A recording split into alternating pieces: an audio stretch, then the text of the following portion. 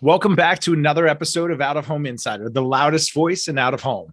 If you're an independent billboard owner, you need to know about today's guest. We've got Becky Smith. She's the enterprise manager for the IBO. If you're not an independent billboard owner and you're an advertiser, you still need to know about the IBO because the IBO collectively represents more billboard faces than Clear Channel and Outfront combined. That's right. Collectively, the IBO represents the second largest collective of billboard faces in the United States. So this is a really important episode, whether you own billboards, whether you buy billboards, or you just want to know more about the industry and how the IBO serves independent billboard owners.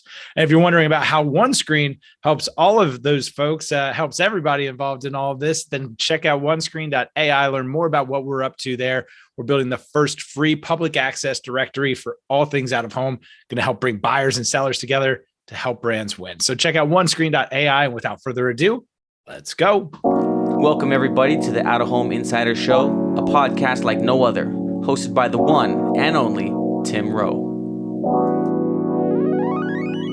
Get ready to have some knowledge dropped on you and to be entertained, because nothing's more valuable than food for your brain. So sit back, relax, we're about to dive in as the best industry podcast is about to begin. Becky, it's a pleasure to have you here. Welcome to the show.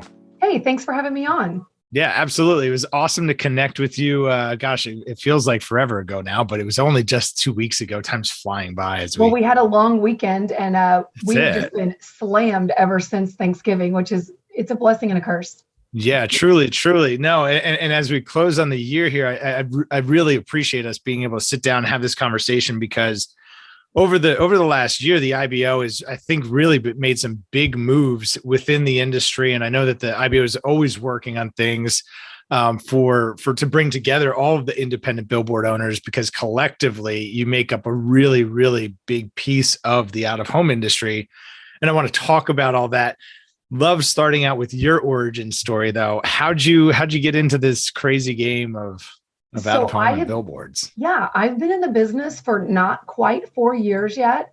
It's a very odd story. What I love is I love to hear people's story. They were either born into this or it was completely out of left field. Mine is completely out of left field. I was a chemistry teacher for 16 years. I love the classroom. I love the kids. No, I love the subject. Yeah. And what's funny is I knew I was destined to do something else. And I had always said, one day, one of these very intelligent students of mine is going to run a business. They've seen me run a classroom and they're going to hire me. And I would mention that. It's a good strategy. I might write that one. That's a good one. So in 2018, in the state of Oklahoma, where I live, the teachers were going on strike. We were the lowest paid state in the union when it came to educators, to the fact that if you were single and you were a teacher, you could apply for government assistance. The money was that low. We're talking 16 years, and someone who's got a bachelor's degree or higher was making no money. And I really had to start thinking about maybe changing. So one of my students' parents contacted me, and I really thought about it. My heart was a little torn. So I went to a reliable source. There was a young lady that I taught for years. Her name was Mackenzie Colbeck. I had her in Chem 1, Chem 2. She was my teacher's assistant. And she was a junior at the University of Oklahoma. She was in for the weekend. I ran into her and I said, Mackenzie, talk me out of this. She said, oh, Miss Smith, I'm not going to talk you out of it, but I want you to meet my dad. If you're going to leave, I want you to meet my dad. So that was Friday at 3:30. I met with Chris Colbeck. Saturday at 7:15, and here we are. What a story! Hey, that's a heck of an origin story. That's pretty amazing, and it really worked out the way that you kind of thought it might. And I suppose that's a bit of fate. So now you've been at the IBO 4 years, you said? Close to 4 years, yes. It's incredible. So, and what is it that you do each and every day at the IBO? I know that everyone wears a lot of hats, but what does an average day look like for you? Okay, so the IBO has evolved. So at first, Chris did everything himself. Now we are a 10-person team. My job is to be Chris's left hand. He calls me his left-hand lady. We are so close that our offices adjoin and we keep the door open. So I hear every single conversation, everything that he does. And my job is to absorb it, because we know that the IBO cannot die with the people who started it, right? We have this constant idea of we've got to move forward, and we have to have a plan in place.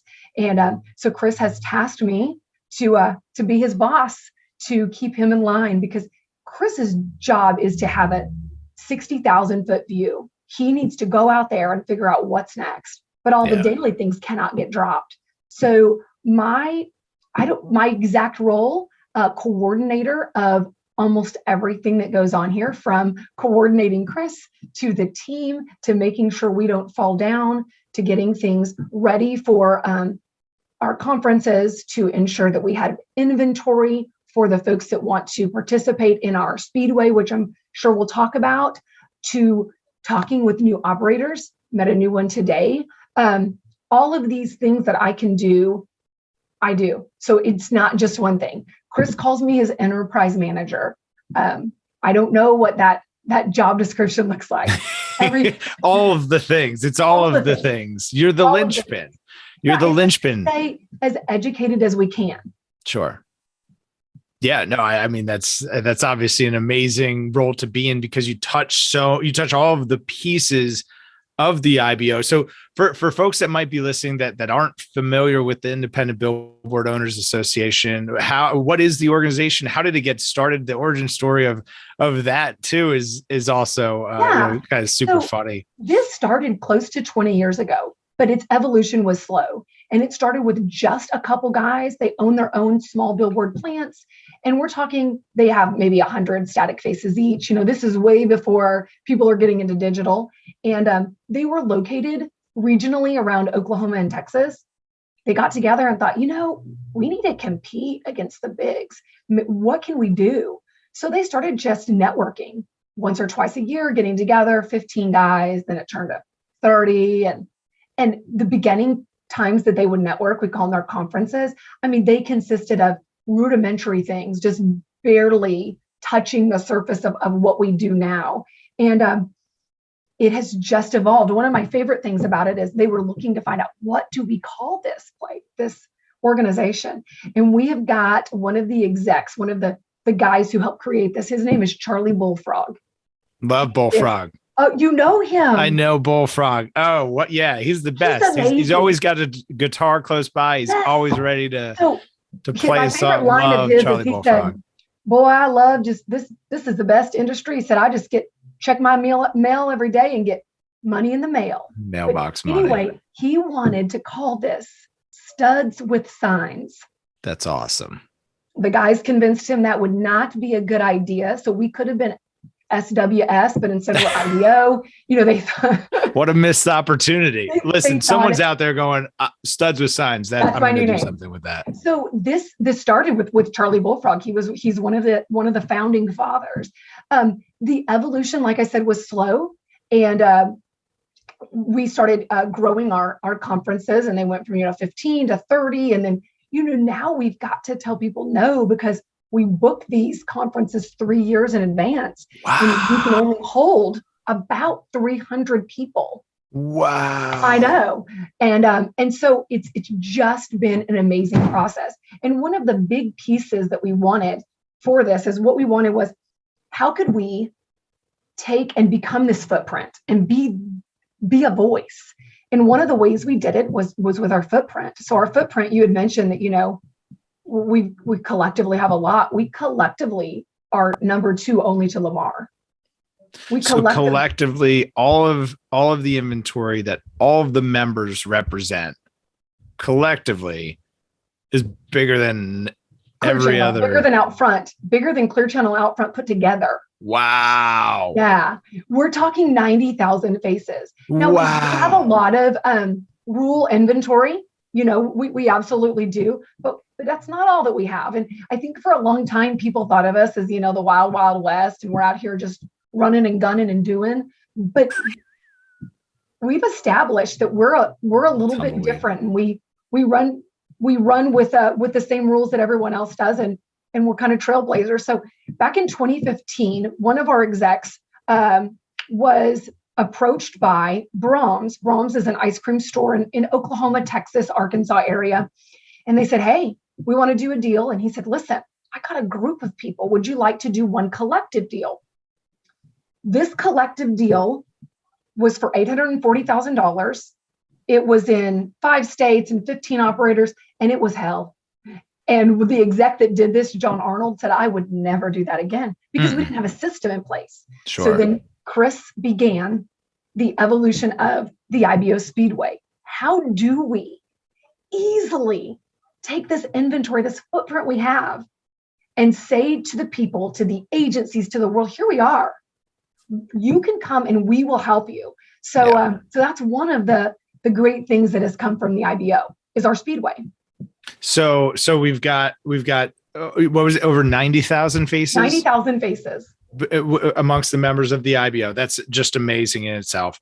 And then under Chris's leadership, we've developed a platform where advertisers can access all of the inventory, some of the inventory. So when we say advertisers a lot access, we are very, very, very protective of the inventory. Sure. We are against the idea of data dumping or even letting too much viewability go on. We don't want things priced against us.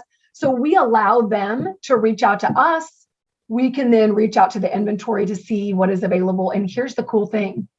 We are so close to having real-time availability and pricing. Real-time right now available. Not just here's some inventory. We don't know if it's sold or not. We work every day feverishly on this IBO Speedway, which is free to our members. And what we tell them is, this group was not designed to bring you money. If we can, that's great. Our goal is to network. We want to become better at what we do by figuring out who does what best and bring it together. And that's what we do.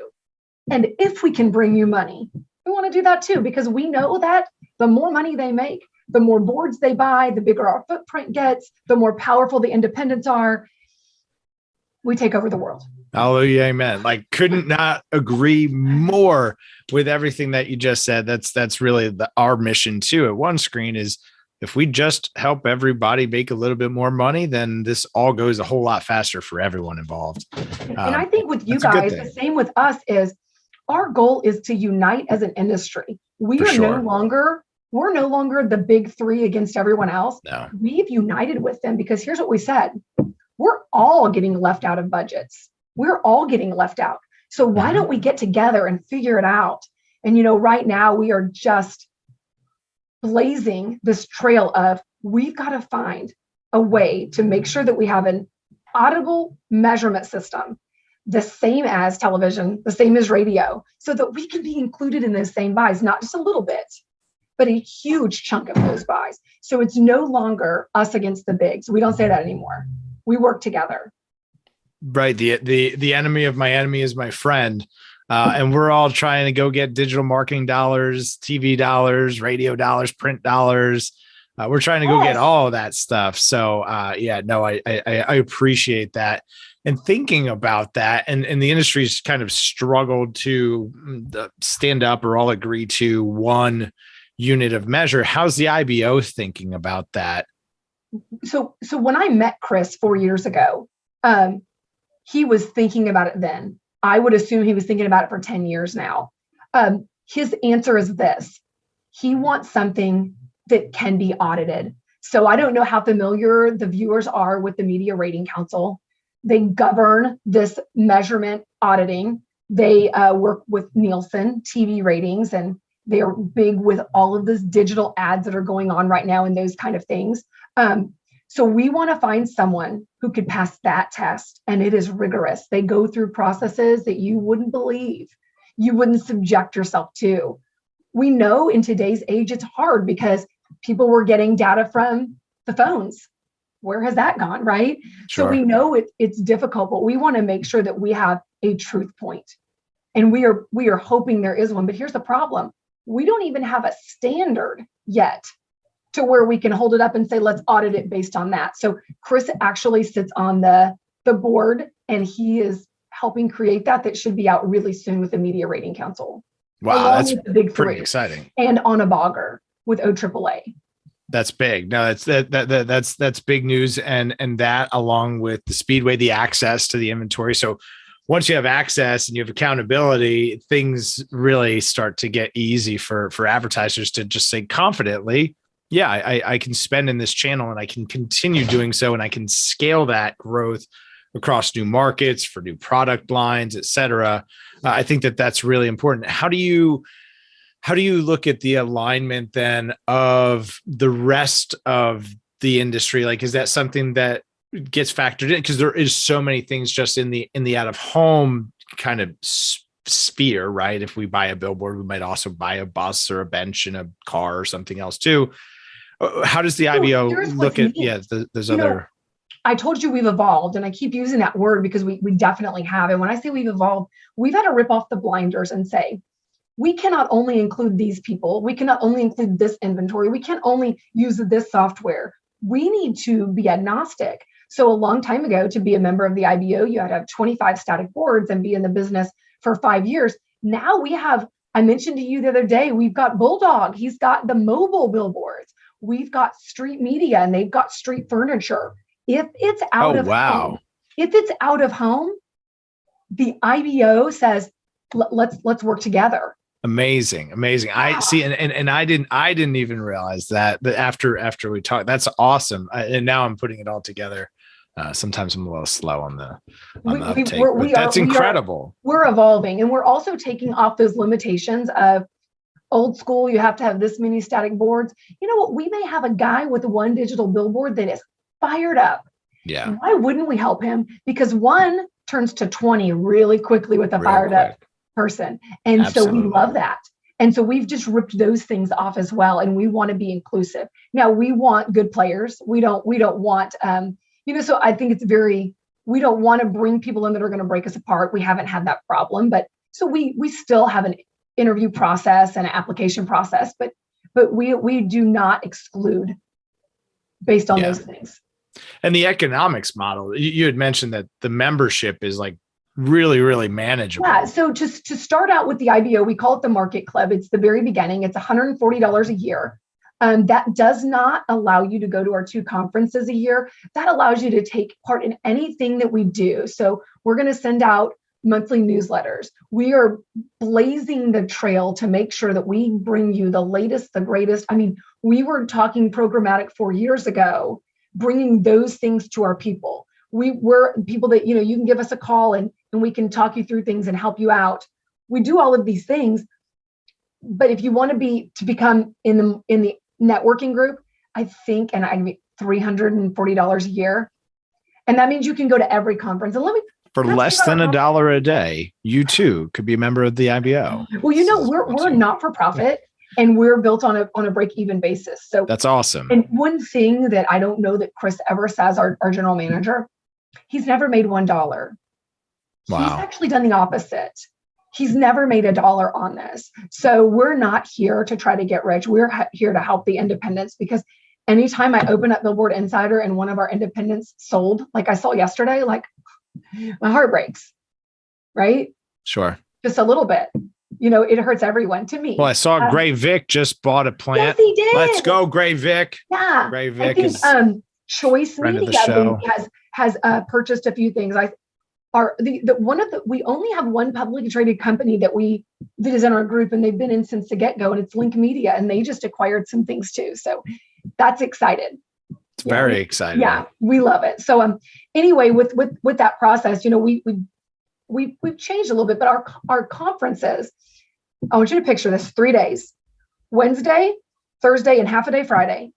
Wednesday and Thursday, we feed you lunch, and not a sack lunch, like a hot lunch, and dinner and drinks, lots of drinks.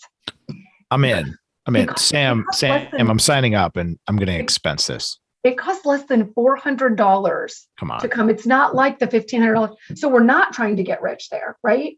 We have decided we want to make this, we want these conferences to be what they're supposed to be, which one guy who owns a plant by himself and does everything walks in and goes, can I take 1 or 2 things away from this to make me better? Yeah, that's incredible. My background is actually automotive. I came from the automotive industry, and they have they have what they call dealer 20 groups, and they would get 20 different Ford dealers from around the country in different markets. So they weren't competing. They would get together quarterly and just share best practices, bring their books, talk, hey, here's what I'm doing for marketing, and service, I'm trying this, and just trade these best practices. And it's not hurting me. And if we all, that's what's good for the goose is good for the gander, something like that. Yeah. And so the teacher and me, I love to observe. So what I like to see is I see these new guys coming in, and some of these veterans are taking them under their wing. Cool. And I watch them from conference to conference, and their friendship grows, and they're in different markets. They're helping each other out because why not? So imagine starting out at 25 and getting someone who's been in the industry 40 years and getting all of what they have to offer, right? Sure. We also find people that we know do things great, and we say, hey, can you share that with the group? Can you get up here and tell us why you're leading this? Why are you bringing in the most revenue? Why did and it just makes everyone better. Yeah, no, that's awesome. And to be able to put that together and like the legacy of that, right? Like that's going to transcend. And as we look at the timeline of events unfolding in front of us, we're really, I feel like we've just climbed to base camp, and now we're about to climb the summit of Everest. The industry is so primed. Where we are today, we're going to look back in 15, 20 years and say, wow, remember when? Agencies are saying to us, we want things to be simple and efficient. If you could do that for us, we'll spend with you. Well, here we are. And that's going to drive rate, and you're going to be sold out. And it matters. And like I live in Northwestern New Jersey and kind of right on the Eastern Pennsylvania. And like, it's a big outdoor market, right? Like it is the landscape. So it's a lot more exciting to see advertisers up than it is to see PSAs up. You know, it's, that's always that's discouraging when you drive through a beautiful market, like truly like a piece of God's creation. And it's like, it's just PSA. Like, let's drive demand. Let's drive demand to the local levels, especially post-COVID. Right. The way we travel, the way we move is completely changed. The remote work has completely changed. We do a pretty sophisticated analysis for advertisers where we look at lifetime value relative to market opportunity, relative to media cost. And we are constantly finding these second and third tier markets that are so perfect. Everyone comes in, I want to buy New York. I want to buy LA. Yeah, that's cool. Send the data, because you're actually going to be buying this random market that, we pitched. Oh my gosh, what was it? I think we pitched like of a town in South Dakota as our leading market. Like based on the data, you should be in Bismarck. I don't know that was actually Bismarck, right? But I'm pretty sure it was the first time anyone has ever pitched some random rural, nobody's ever heard of market as like, this is where you should be. But that's where the conversation is. Every day that the marketers that we talk to, those are the conversations that we're having with them. And the IBO is just so poised to take advantage and capitalize on that. And it's great that the investment's been made in the technology and Speedway. Maybe talk just a little bit more about that. I know we touched on it there for a second, but if someone's listening and they're saying like they're drooling, I got to get my hands on this. Like, how does somebody work with the IBO as from an advertiser? The way it works, and I'll go, from if you wanted to send me an email or give me a call. That's how it starts, just with the conversation. Give them the lat long. Give them the lat long now. What is Becky Smith's email? How do they get in touch with you? It's a tough one, Becky at IBOUSA.org. Awesome. We'll link to that below too, okay. Mike, if you guys could just link that below. Yeah. And so we've got that, and we'll make a phone call. We'll just talk. Tell me about your business. Tell me about your plant. What is it? And I always ask, like I asked you and I talked, tell me how you got in the business. Those are my favorite stories, right? We talk about their pain points. What is it? What can the IBO do for you? Because we never want to make promises. We can't promise to bring you revenue. We can promise to bring you great information. And from there, they fill out a simple application online. I think, again, it's $140 a year. And they're in. We open them up to start sending out our newsletters and information like that. I then send them an email and say, hey, I want you on our Speedway. They say, well, how do you do this? Well, here's the deal. If you're using a current software, we will try to connect to that software however we can. Awesome. If not, how about you just export that stuff to me and I'll start for the time being. But our goal is to connect via API to different softwares, right? So this is a free platform, but we are also dealing with a lot of independents that are new, and they send me their inventory and they're like, this is billboard 1, this is a Burger King number 2, so we take that information, we take it and we flip it around and homogenize it so we don't send it to agencies. Great word. Crazy, right? And we put it on our platform, we get all the information and it's free. We do not pitch it without your knowledge. We let you know. So we don't take over and do those things. There is still an RFP process, but it's an easy one. Our guys will not fill out spreadsheets. They don't have time. And Sure. especially if they're getting 1 out of every 20 deals. So what we say is, I've got your board in, I've got your approach photo, I know everything. Just say, Tim, what board are you talking? What board would be best to? And you'd say board 27. Well, I know within my coding which one board 27 is. Perfect. I'll mark that down. What's your rate on that? And then we pitch it.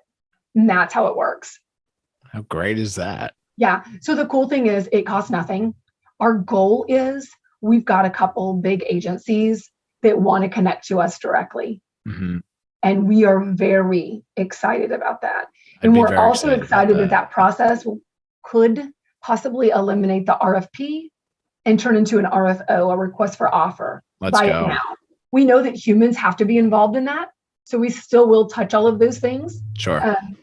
But that's kind of our very excited. We've been talking about that for a couple of years and we're getting closer and closer and closer. Yeah, that's awesome. The minute it's easier to buy, there's going to be a lot of money flowing that way. So really excited to see where that goes. You said 2 words that were trigger words for me, and I'd love your input. Okay. Approach shots. Like I just noticed a piece of fuzz. I don't know if anyone can edit that out. The piece of fuzz that's been my shoulder this whole fix time. My lighting if we need to. I don't have a fancy light. The approach shots. Just actually had a podcast recently with John James from Signbird. I don't know if you know who Signbird. I know he's part of our group. Love Signbird, love John James, such a good friend, just good friend, period. Also a good friend of the show. And actually I have my Signbird hat right here. Heck yeah. So, and I love what he does, and so valuable. Where do you think that plays into all of this? The quality of the images. It is everything. This process. Thank you for saying that. I'm not paying Becky to say that. I want to brag on one of our most, I would say, successful when it comes to the Speedway companies is Whistler Outdoor. It's not weird that Whistler just hired John James to come out there and take those shots and do those things. Yeah. It goes hand in hand. If we're wanting to sell to a market in New York City, we need to show them what we have there.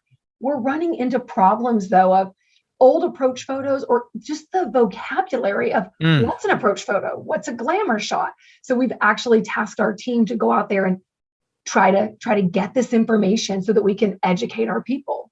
We want traffic in there. We want it to look good. We want to show what we really have there. We've got to be on the road, not on the side of the road. So with partners like Signbird, that helps us educate our people. That's awesome. The leaders of our industry, being the leaders in the IBO, they're always the first to adopt anything that we bring to them. Yeah. That's telling.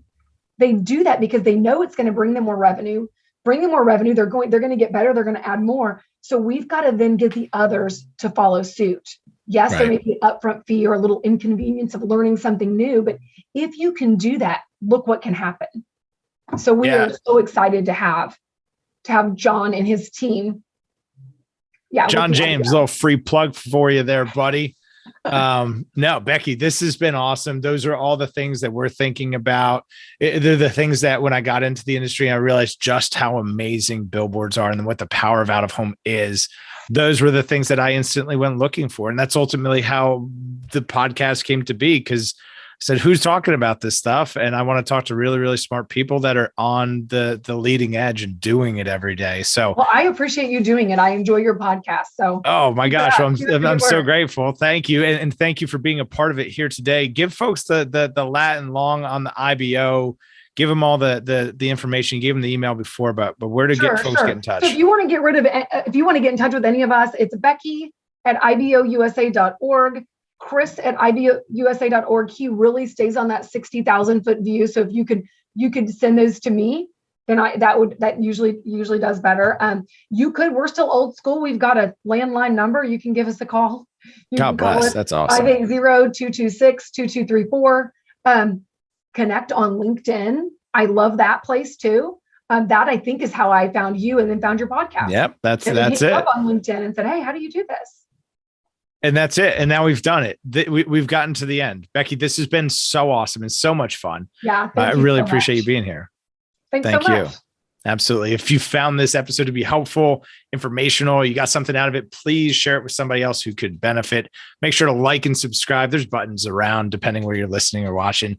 And we'll see y'all next time. Quarter century, I finally came to my senses. I finally got my hand up on the tinted Benz, kid. I see the world clear through my tinted lenses. With the dream and the drive, the possibilities endless. Now print that, send this all the way to Tokyo. Take a trip down south, down to Mexico. Next stop, Shanghai, the world-class trade show. First class all the way, cause that's how we roll.